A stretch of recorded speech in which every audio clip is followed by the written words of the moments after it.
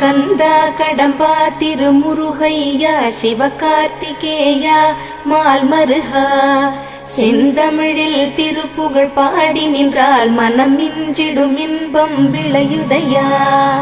சிரகிரி வேலவனை காண்கையிலே விழி ஓரம் கண்ணீர் பெருகிடுமே. கந்த சஷ்டி கவச்சம் போதுவோர்க்கு கந்தன் கருணை என்றும் துணை வருமே. பங்குனி உத்திர நாளினிலே உனை நினைந்தே காவடி சுமந்து வந்தோம். புன்னகை புரியும் ஷண்முகனே உன் சன்னதி தேடி ஓடி வந்தோம்.